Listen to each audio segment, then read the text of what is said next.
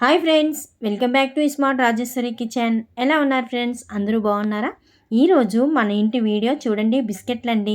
ఎమ్మి బిస్కెట్లు పిల్లలకి చాలా చాలా ఇష్టము.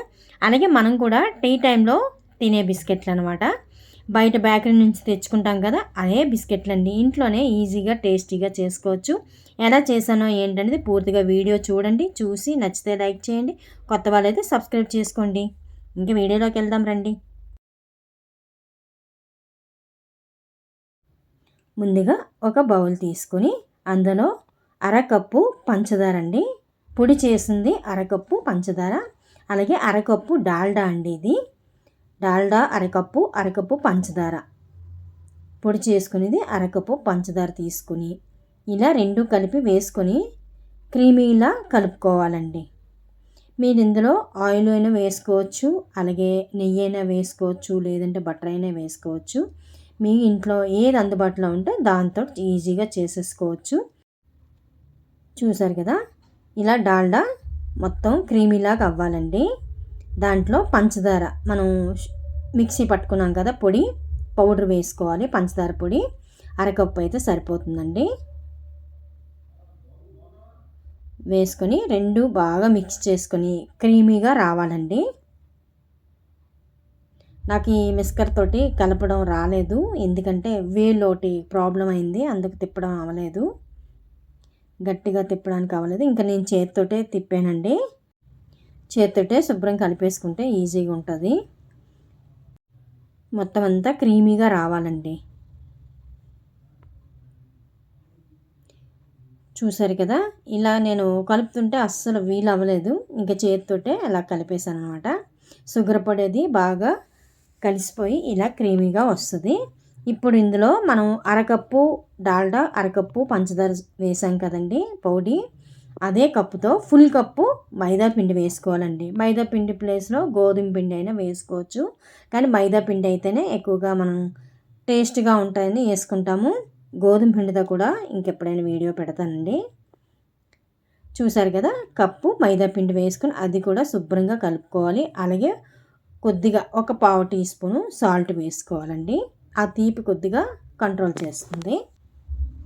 ఇంకా అలాగా కలుపుకోవాలండి.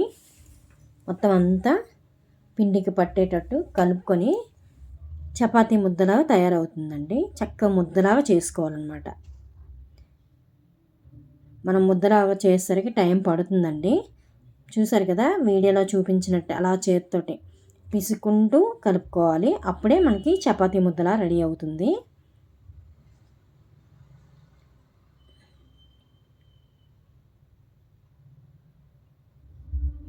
మనము అన్నీ కరెక్ట్గా వేసాం కనుక చక్కగా ముద్ద అవుతుందండి. ఇంకా లేదు ముద్దలా అవ్వట్లేదు అనుకుంటే కొద్దిగా పాలు వేసుకోండి. 1 స్పూను 2 స్పూన్ల పాలు వేసుకోండి.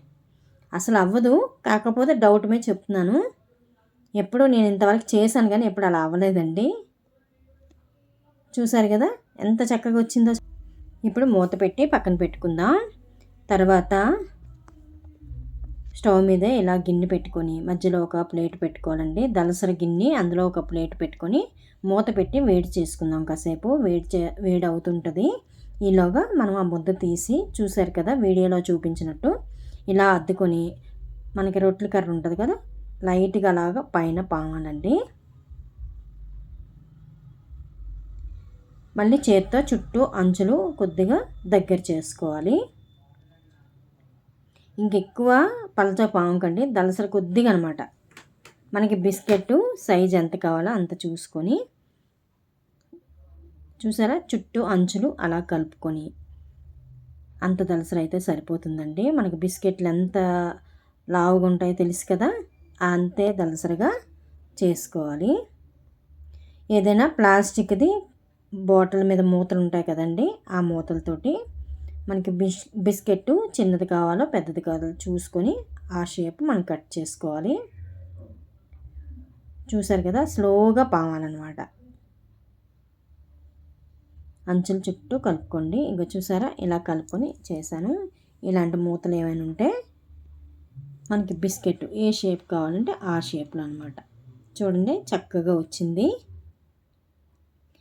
ఇంకంతేనండి. ఎన్ని బిస్కెట్లు అయితే అన్ని బిస్కెట్లకి ఇలా మూతతోటి కట్ చేసేసుకుంటే మనకి బిస్కెట్లు రెడీ అయిపోతాయండి. చాలా జాగ్రత్తగా తీయాలండి.